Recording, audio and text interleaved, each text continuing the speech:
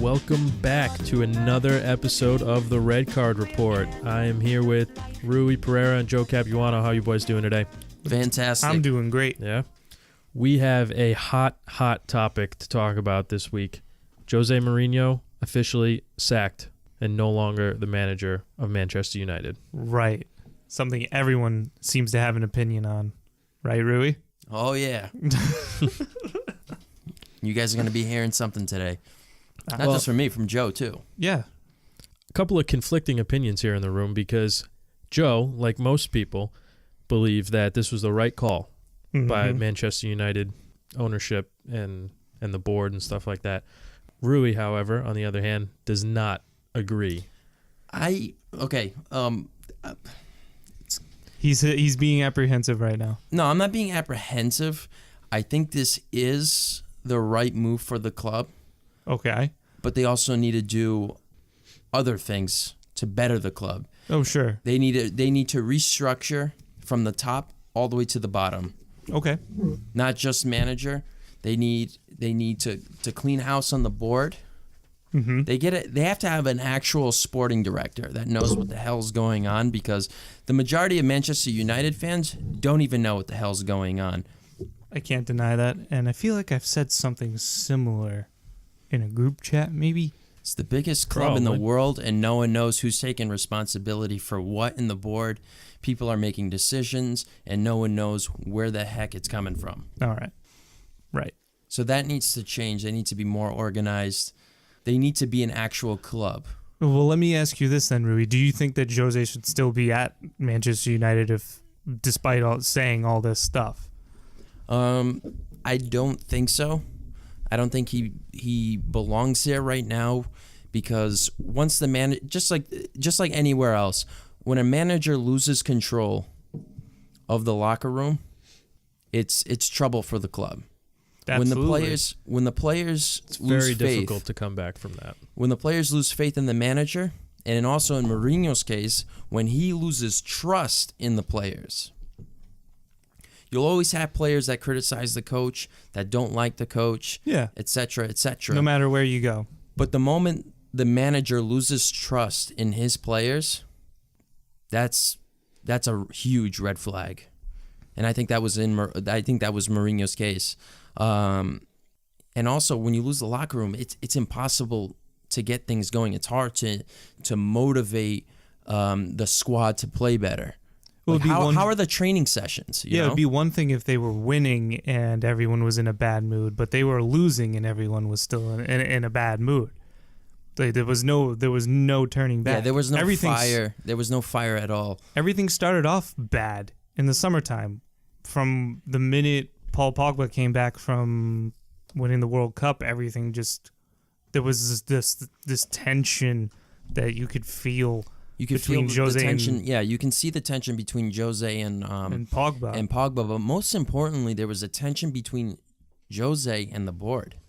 That too, I'm sure that. And this is where I've been starting to lean towards Manchester United doing a complete reconstruction of this club. Okay. They need to clean house, and they need to fire reset. everyone.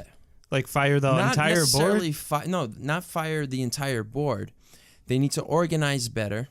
They need people that can recruit, which they've done poorly over the last 6 years. But I feel that was also the responsibility of Mourinho at one point. He was the guy picking the players, and the players he picked were terrible. I mean, they might have been okay at their respective clubs beforehand, but then when they got to Manchester United and they started training with him, they were busts. Yeah, I mean, a lot of the players that he ended up signing, the ones that he went after, happened to be young players, and those are players obviously that they may not be ready at the moment. Do we call Alexis Sanchez young? I didn't mean to interrupt. I don't mean that, but I'm talking about players. I'm talking about players like Bailly. Okay. Lindelof. Sure. I'm talking about those kind of players. Okay. Alexis Sanchez, I don't even know what's going on with him.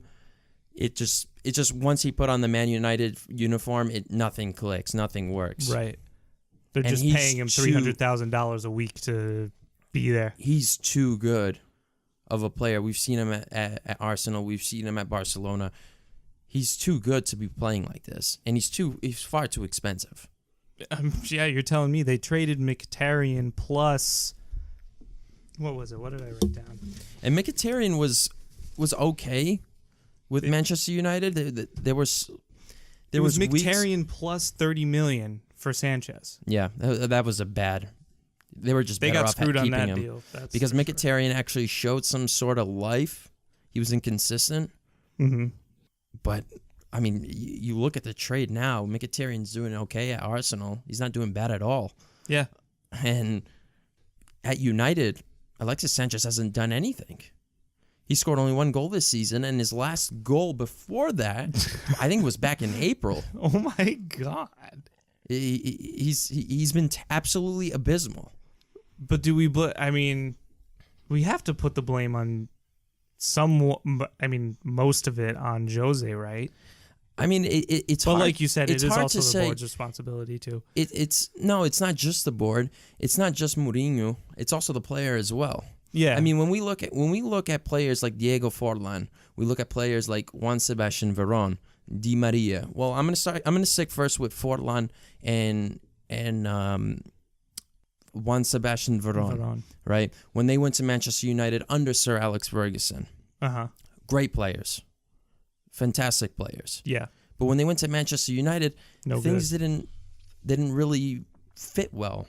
It's not that they were bad players, but that also doesn't reflect on Sir Alex Ferguson, of course. Sure.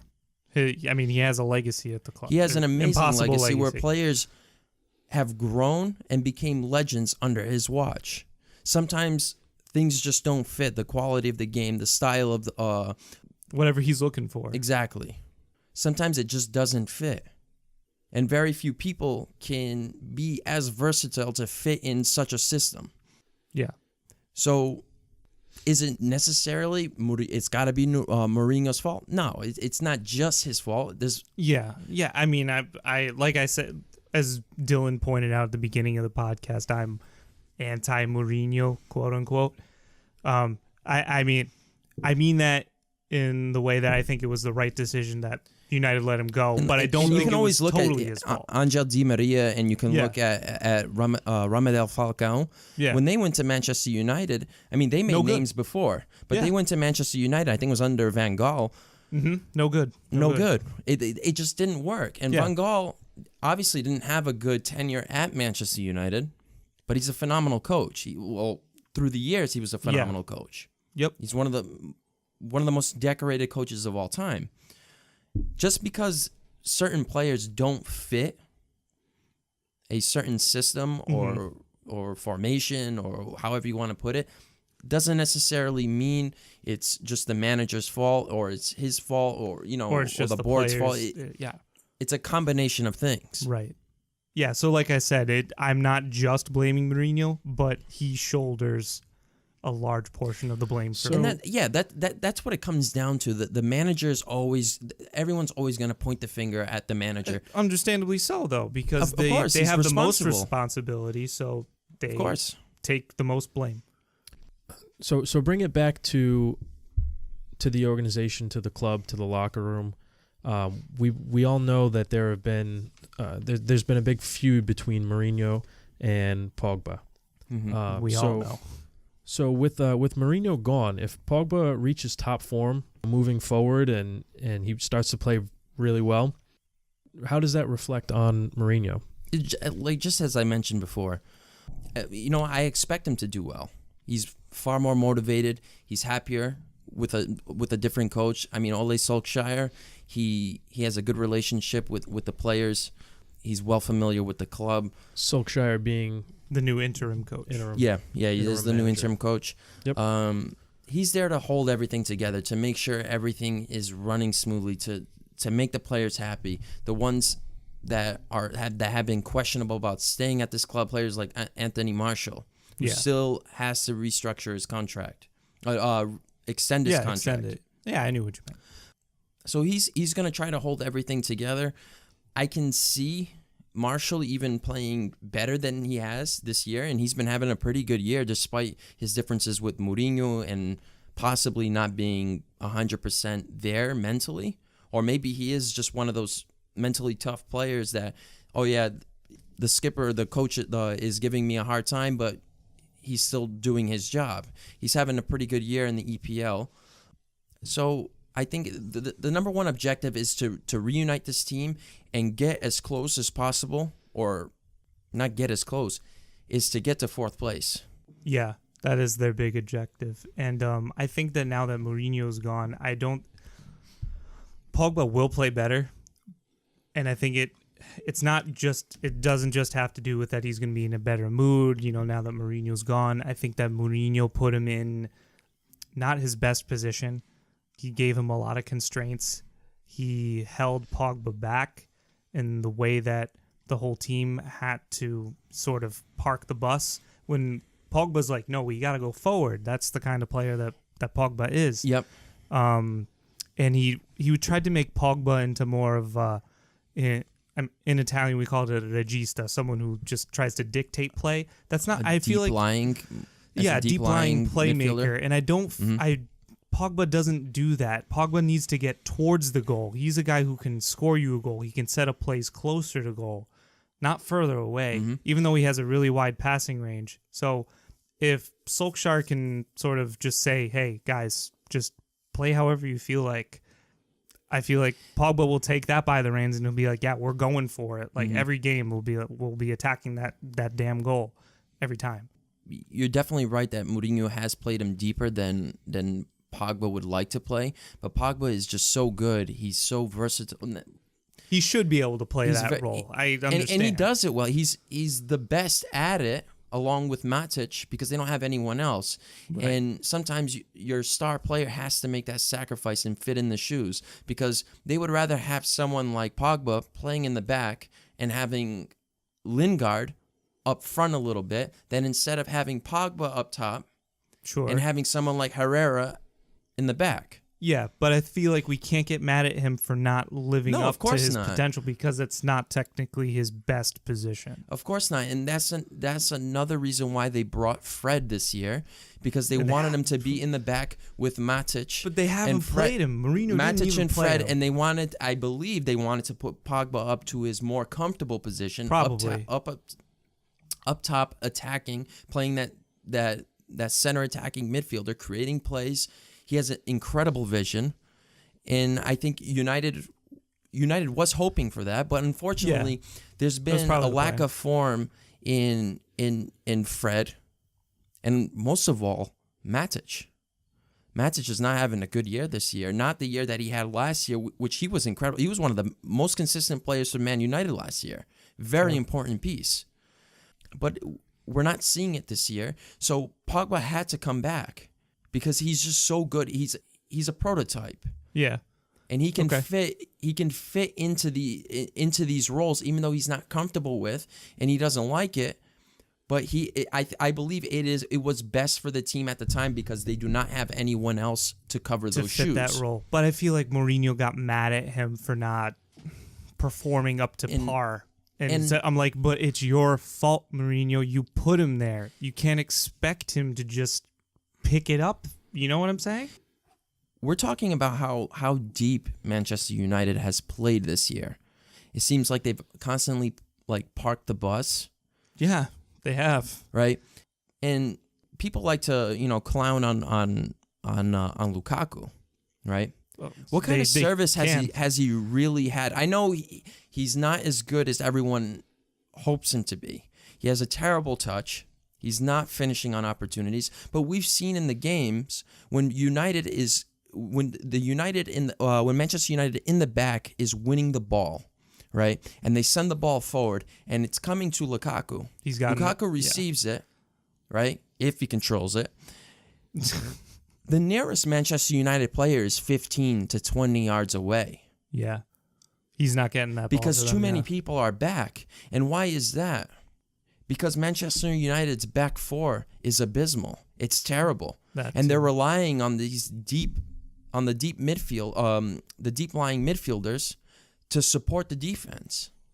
Where in teams like Liverpool, where their back four is strong, it's solid, they communicate well.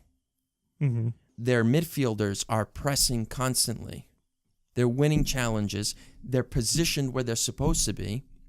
And when the ball comes up to their attackers, their midfielders are there. They're within 10 yards, 10, 15 yards of the attackers, and they're there to support. You don't see that in Manchester United. Yeah, that was Mourinho's style, though. And this is where the board failed abysmally. In the offseason, Manchester United was linked with Toby Alderweireld from Tottenham. They were linked with him. The board said no. Well, I'll let you finish. I'm sorry. Diego Godin, the board said no. There was a couple of other players that Mourinho wanted. The board says no to them. Fine. If they were the young players that haven't made their name, they haven't proven that they're quality, and that would help this team, fine. But Mourinho is a defensive coach. He's one of the greatest coaches of this generation. And for him to say, I need help back here if we want to win, I need one of these guys or both.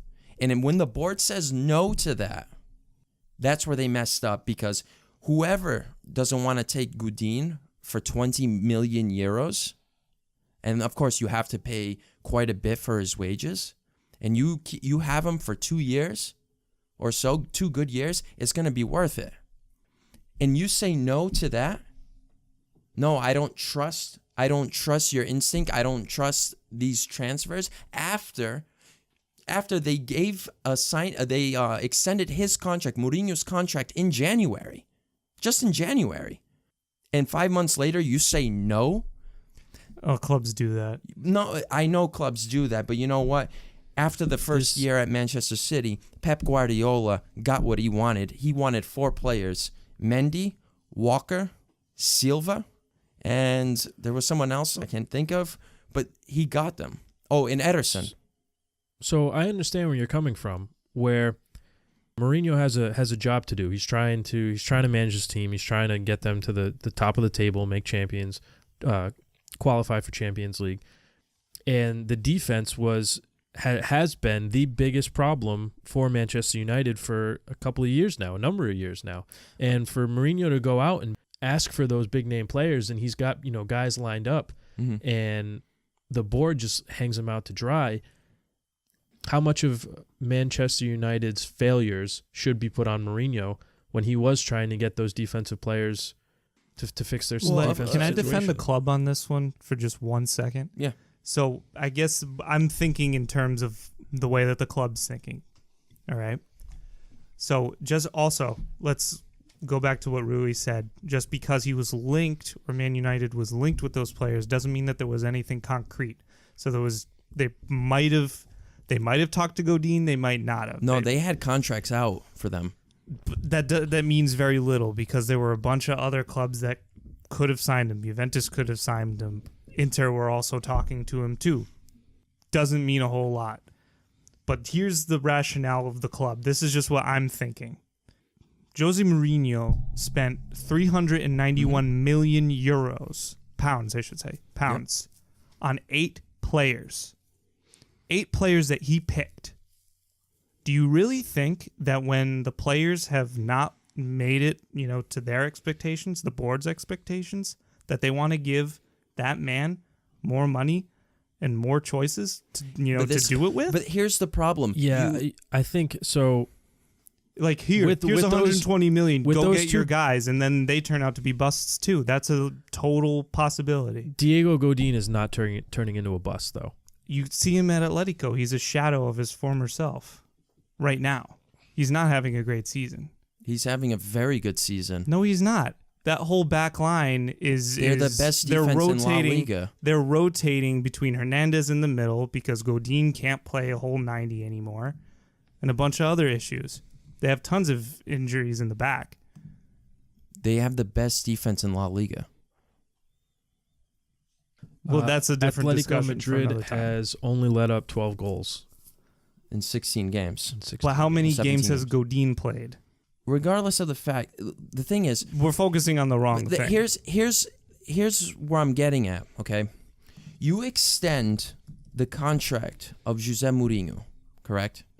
You want him for the long haul.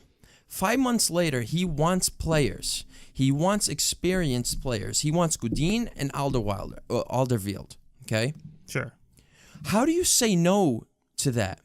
Okay, you can say no to a bunch of young players that turned into busts at Manchester United, that Mourinho signed. Young players that are supposed to be promising, but players that have proven to be productive, that are of the better players in the world at their position, which Godin and Alderweireld have proven to be. Sure. Alderweireld, you could say he's maybe a top 10, definitely top 15 center back in the world.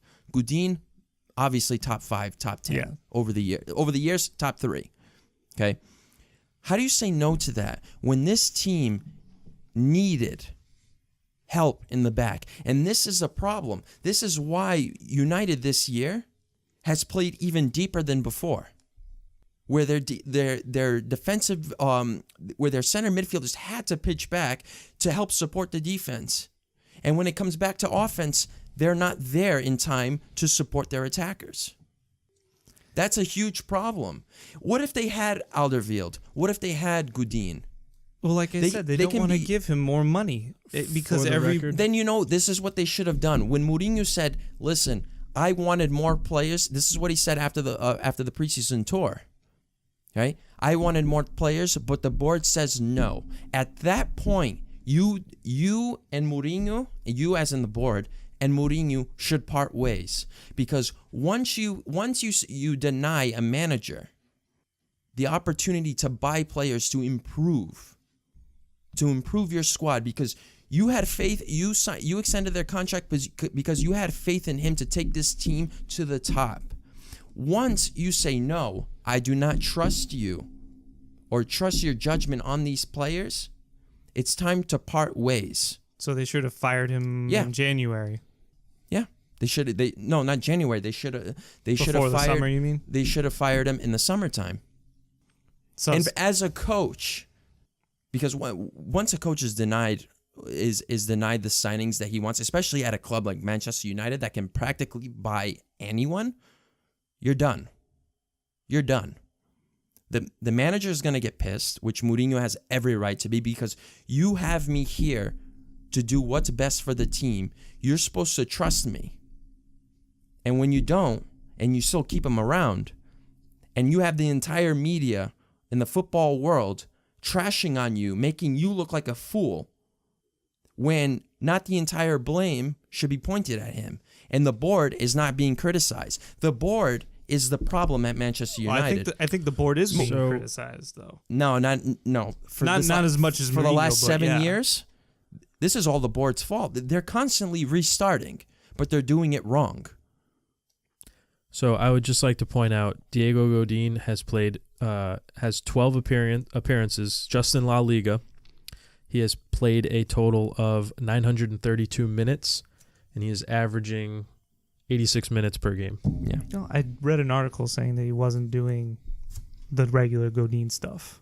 Well, they're playing pretty well on defense. Their offense has been abysmal this year. They do have the lowest scoring. I'm not sure about scoring, but I do know they have the lowest goals against. Yeah, they've been phenomenal. Yeah. Their defense is there, and they also have Savage that comes off the bench that rotates and fits well. I was reading something about their defensive and fits issues, well with Jimenez back there. Wrong issue.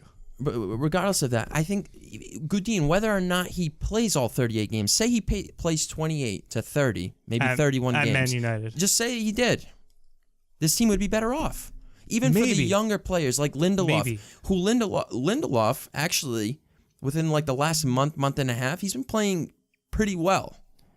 I think that the issues go deeper than that, though. Issues definitely in the players, too. There's blame goes on the players, blame goes on Mourinho, and blame goes on the board. And if you want to point the finger at, not point the finger, but like if you want to pinpoint at someone on why United's been struggling the last 6 years, it's the people upstairs. It's the board. Poor decisions. They've had quality managers there. And it's not working. This is Not the David third one. Moyes, minus David Moyes. So as we were saying earlier, the interim head coach is now Ole Solskjaer. Mm-hmm. What do you think of his chances of staying as manager of Manchester United after this season? And there are also reports out that Maurizio Pochettino, I think is how you pronounce his last name? Pochettino over at Tottenham. There's reports that he is in the lead or in the running to be the new manager for Manchester United next season. Mm-hmm. Do you want to answer first, Rui? Or You can go. Right. Go ahead, Joe. the likelihood Solskjaer stays as coach? 0. Win the Champions League. 0%. He's not You got to win the Champions League. Yeah, he would have to do something miraculous. Yeah, he would have to finish top. Well, winning the Champions League will guarantee you to the next year's Champions League. Yeah. He would have to do something he would- incredible to stay as coach. Just As for Pochettino potentially being the coach, they're going to have to pry him from Tottenham's cold, dead hands in order for him to leave. They're not going to let him go easy. They're going to have to convince him that there's a legitimate project going forward, because he's been at Tottenham for a good amount of years. All the players that are in that current squad right now, most of them are players that he picked from the youth academy. either picked or blossomed Right. under his watch. Yeah. Yeah. He has that project he's working on, and it's coming to fruition now. Yeah. So why leave that? Why leave exactly. that? That's one thing that I do see Pochettino actually going to Manchester United. I can see it, but I can also see him being like, no, because Staying. I'm in the middle of this project that I've been a part of for such a long time that how can I pass this up after all this work, right? Right. And on top of all that, I don't think Daniel Levy, the chairman of Tottenham, He's not going to know. No. Absolutely not. Like Manchester United, I think Manchester United should go as far as they can with this and get him. Yeah. I think they should go as far as they can. And what I mean as far as they can, pay big buck for him. Yeah. Pay Paul Pogba money for him. Throw the glitz and the glamour. If you paid $50 million for Yeah. Fred, you know what? Pay another $50 million for Pochettino if you have to. Right. Do whatever you can to get this man on your team. Do United still have that draw that, like, this is one of the biggest clubs in the world factor? That's the thing. I feel like that's the real question. It's such a hard. Whenever Manchester United can offer someone a job, the managerial job, you take it, right? It's so hard to just not take it because it's the biggest club in the world. He would be a legend if he said no, though. To Tottenham, he would be an absolute legend. And for the reasons that I just mentioned, the reasons that we were just talking about, he's in the middle of a project. Mm-hmm. And you can see it actually, you can see it working. Of course. Do you think Pochettino even wants to come over here with the locker room situation and the players on Manchester United right now? Yeah, I think so. I think he could settle it. He'll settle it. Manchester United has some talent issues. They are not the most talented team in the EPL by far. Mm-hmm. They're probably, if you're looking at pure talent as a squad overall, they're probably like the 5th best team, on paper. That's accurate. 5th or 6th, even 6th best team. So, sure. Do you think that he would be interested in coming and basically downgrading? Because I think Tottenham has more talent. Oh, yeah, of course. They're miles ahead. That's a good question. Do you think he would want to basically downgrade and come to Manchester United and coach? If he saw a payoff for it. I don't even think it's just the pay. No, not like physical money. I mean, if he saw as in succeeding, like an actual project, like if he could visualize things in motion going forward for Manchester United that would work, like he did at Tottenham, like have those young players. I mean, you have Rashford, you have Lingard. Maybe he sees something in those guys that maybe Mourinho missed. So who knows? I mean, I'm not Pochettino. I can't speak for him. But maybe if Manchester United really came knocking and gave him the right offer, he would say yes. I think you hit it out of the park on that one. I think the number one thing that if he were to take this job, the number one thing is, what is the plan? They need a plan. What is the project? Manchester United need a defined plan, and they haven't had one. They haven't had one. They haven't. This is a hard reset It really didn't matter who took over back in 2016. I think it was just going to all collapse. Probably. Yeah, it didn't matter. Yeah, everything. That club was in shambles. It's a good point, and I feel like Gary Neville did say that. I feel like Gary Neville was. I was reading an interview, and Gary Neville said this is a hard reset for Manchester United. They need to reset. They need to start over. Button. And they need to have a plan. And I think if there's a plan good enough and convincing enough for Pochettino to go to Man United, they should do everything that they could to get him. Because there's not too many managers. We saw it at Tottenham. We saw it at Southampton with Pochettino. We saw it even at Espanyol when he was there. He can do good things. He does great with young players, and he's great at finding hidden talent, young players who blossom into stars. And you look at Manchester United, they have Lingard, they have Martial, they have Rashford. Who knows? They have Lindelof. These are young players. And I think he can get the best out of them. Yeah. So if Pochettino were to go to Manchester United, what do you think happens to Tottenham? Ooh. Merda. Absolute merda is going to happen. I don't know who they would get. See, this is the thing. Who would go to Tottenham if he left? I don't think Levy's going to cuff him up. He's going to do everything he can to keep him at Tottenham because this project has been working for the last few years. And one thing that Tottenham has done, and a lot of other teams in the EPL that have done, is copy the model of commercializing like Manchester United have done.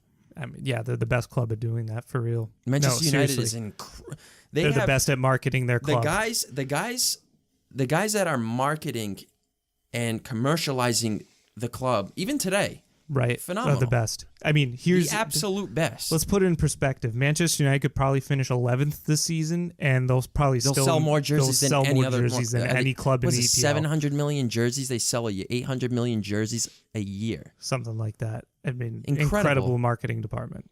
They really do.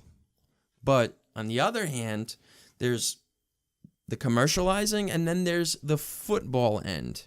Right. And I don't mean the football on the pitch. It's off of it. It's in the board. Mm-hmm. It's recruiting, scouting, transfer markets, supplying your manager to his wants or as best as you can to his wants. Yeah. It's crucial. But Tottenham has that. The board is on point. And the commercializing end is on point. Oh, they're getting there. 25, 30 years from now, they're going to be one of the biggest clubs in the world. Yeah, I could see they that. Already are there, but like when I'm talking about one of the biggest, I'm talking about top 3, top 5 biggest clubs in the world. Sure. Because in England, they have money. Consistent challengers for the EPL title and hopefully in Europe too. And if they continue with the success, it's only going to come faster. And with Pochettino there, it's guaranteed success. At the rate that they're going, it's guaranteed, in my opinion. So they're going to do whatever they can to hold on. If he leaves, it's if like he leaves, who's going to go? All those players that sign new contracts, they're like going to 4, 5, 6 year deals. They'll leave. They're going to lose. They're playing for him. Yeah, they'll totally leave. You kidding? They're not going to want to stay at Tottenham. Yep. Then maybe they won't stay. Maybe they'll be all right with staying. But if that manager, the next manager that comes in, isn't good, whoever or they don't like, there's going to be turmoil in the locker room, and they're going to have to sell some players. Right. Because they still have a young squad, Tottenham, and they're good. Yeah, I forget what the average age of that team is, but they're still young. Yeah. All right, so one last question before we wrap things up here. Going back to Mourinho, what do you think Mourinho will do next, and what teams would give him a chance? You want to go first, Rui? Yeah, I'll go first. Yeah, I want to hear. I want to hear what you think he'll do. I think Mourinho is gonna take some time off because he needs it. I don't think he took enough time off from his stint at Chelsea to Manchester United. He needs it. He needs to work on himself. Work on his tactics. Not that I don't believe that they are outdated, but he needs to work on them a little bit more, something that's more up to date. And you can put a lot of blame onto him at Manchester United, playing a little bit defensively. You can say that, the lack of the back of four, et cetera, et cetera. So I think he needs to work on it and to have time for himself. And he needs to work on his attitude. I know he's not going to do it, but I think he should. He can still be that flamboyant guy. He can still be that smart ass. He can be, and people love it. Some people just absolutely love it. I love it. There's something about his arrogance that I love. It's kind of like that Ibrahimovic arrogance. Yeah, and people like it. People hate it in the right way, but it needs to be in the right way. So yeah, I think he needs some time for himself to work on himself. And what teams? I can see him going back to Inter if things don't work with Spalletti. I can see that. I can see PSG and Bayern. It's a weaker league. I think he would like to go there because it's practically another guaranteed trophy for him to win. Because the leagues aren't as strong as the EPL, Do you think he'd Serie be a A, good La Liga. Do you think he'd be a good fit at PSG though, considering that he is a defensive coach and that PSG team is I think so. Heavily offensive it's no oriented. problem. It's not like he's just primarily defensive. It's not he's not primarily defensive. He's had incredible attackers on his team, and they produced well. It's not just defending that's his forte. Kind of like Bill Belichick. His forte is defense. I know it's a different sport, but he excels on defense. But he's also obviously intelligent to the attacking game. So yeah, I think he would do just fine at PSG. He would win a title there. Would he win the Champions League? Probably not. He'd probably win the French Cup, the league. Same with Bayern Munich in Germany.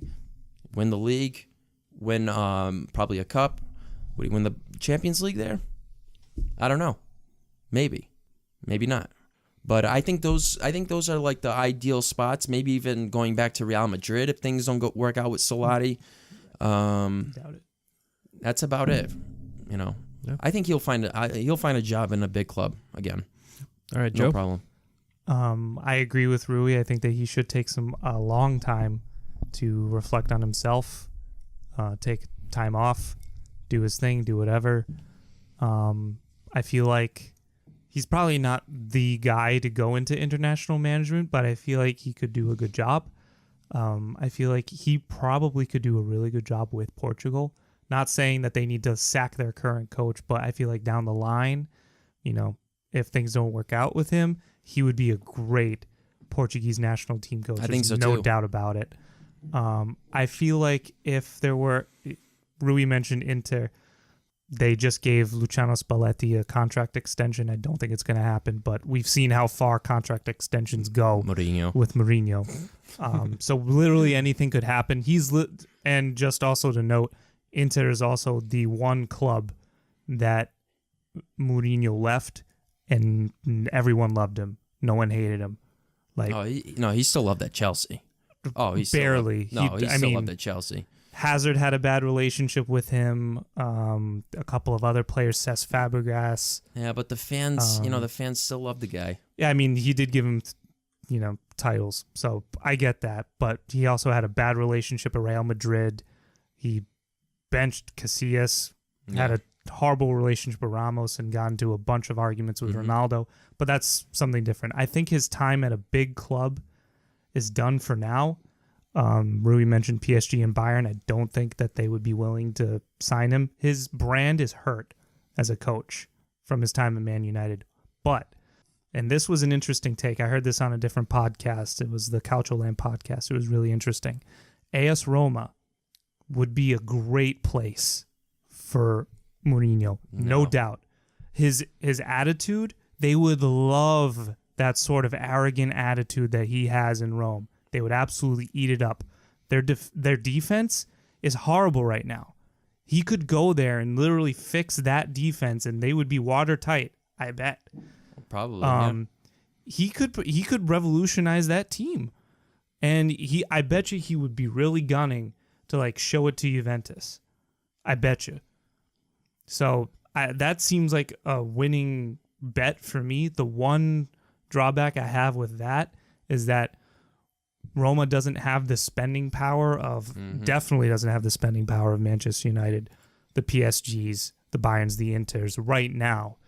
But the management is working out different things. Stuff's coming into fruition. They're getting a new stadium. They'll have more capital. So I feel like he should go for a club in that echelon, not the top of the top, not the cream of the crop, but someone that's maybe like top 4, top 5-ish. That's just one example. I can't think of another one. He could even go back to Porto. I wouldn't. No, he's not gonna. He's too big for that. He could. He's still a great manager. He's still a great manager that knows how to win. I would take him at Milan, me personally, because I like Mourinho, and obviously that's my club. Maybe. But, maybe he could do the good things. Who knows? I would take him at Milan. I'm still content with Gattuso, but, down the line. But I see him at PSG. I don't see him back in the EPL. I don't see him at a big club like you, obviously not Juventus, and Serie A. And I don't see him back at La Liga. Maybe at Real Madrid, because they're really struggling to find a good coach. But I think I think out of the biggest clubs, the most realistic ones are PSG and Bayern Munich. I think those are the most realistic ones for the simple fact that their leagues aren't. So you're saying it would be easier for him? It'd be easier for him, and I think you wouldn't mind if you were a PSG supporter or a Bayern Munich supporter. I don't think you would mind having a manager like Jose Mourinho to take over. Things didn't work out with their current managers. And if he was available, why not?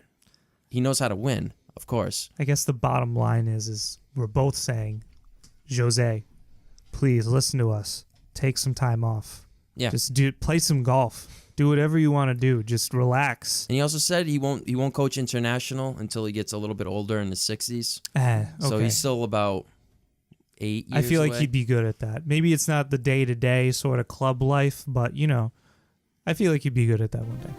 Yeah, I think so. We'll see. All right, that's all the time we've got for today. Moral of overview of the episode: Rui loves Mourinho. Joe still probably sour about that loss to Manchester United a few weeks ago. And if you guys want to follow us on Twitter, it is RCR_podcast. Instagram is @RedCardReport, same as Facebook, but also @RedCardReport. And Joe? No, I just want to say thank you to everyone listening. It's the holiday season, so I just want to give a big thank you to everyone and wish everyone a, happy holiday, Merry Christmas, whatever. We appreciate you guys listening.